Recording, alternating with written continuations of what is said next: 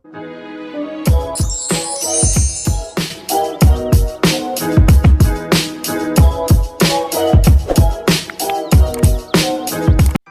mga chingus! Welcome back for another video tutorial. So sa video na to, ituturo ko kung paano ba natin isusort ang mga responses galing sa Google Form sa pamamagitan ng Google Sheet. So kung ikaw naman ay naghahanap ng tutorial para sa kung paano ba gumawa ng quiz gamit ang Google Form, ilalagay ko yung link ng video tutorial ko doon sa description box.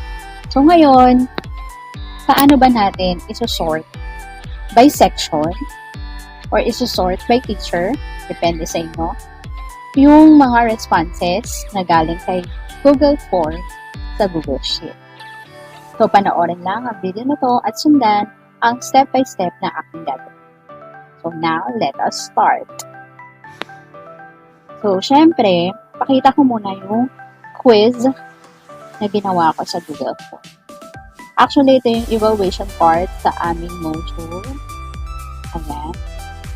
So, pinicturean ko lang yung let's evaluate part sa module and then naglagay ako ng answer sheet dito sa ibaba. So, ayan.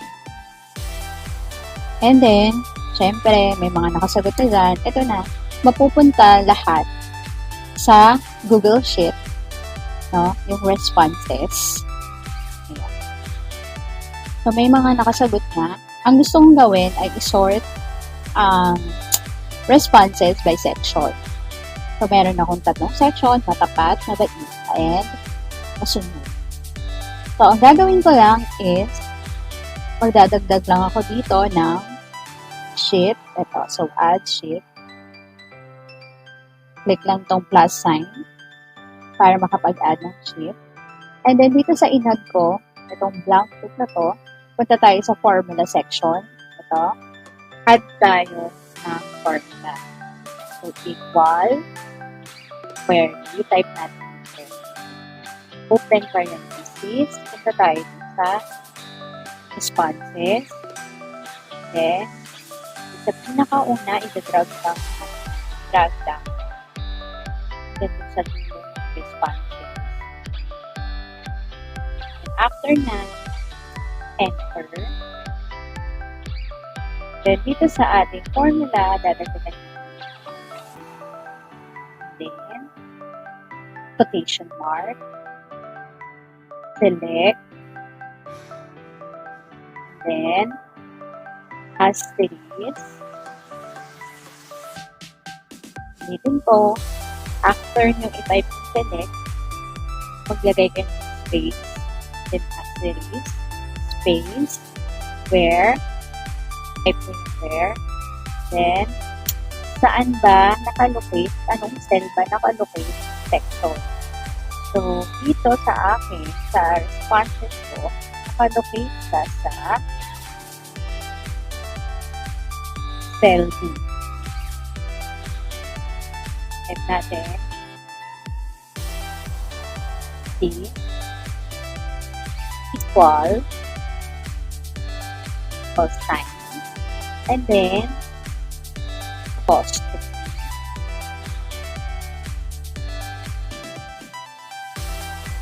Single apostrophe or single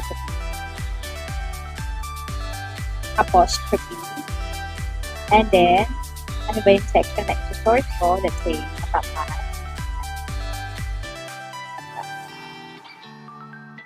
And then, apostrophe. Enter. Ayan ng section. Okay. So, ito, pwede natin itong i-rename. Kapag may dadagdag pa na magsasagot pa dun sa Google Form na ginawa mo or sa Google Form na ginawa ko, which is example, matapat, may magsasagot pa sa section matapat, automatic dito na yung pupunta sa sheet. So, itry ulit natin. So, dagdag ulit tayo ng sheet. And then, pangalanan naman natin ito. Name natin ito as mabait.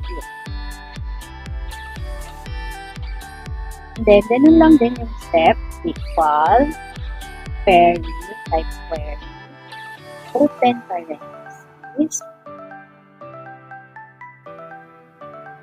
Or ang pinakamabilis na, ay kopyahin mo na lang yung formula dito sa ginawa. Kopyahin natin. Control C tayo sa ating keyboard. Then, punta tayo dito sa it. Then, Control C as in picture. Palitan lang natin yung matapat ng mabay. Enter. So, lahat na yung mabay.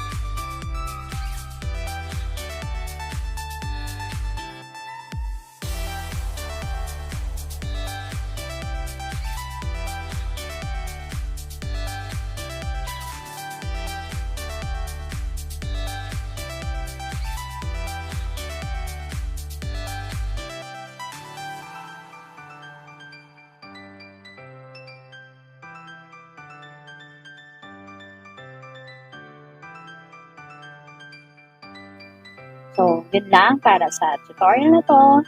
I hope naintindihan nyo yung step by step kung paano ba magsulat or mag-type ng formula para ma-sort ating responses. So, ilalagay ko na lang ulit sa description box yung formula na pwedeng makikita. So, yun lang mga chingus, diba? And God bless.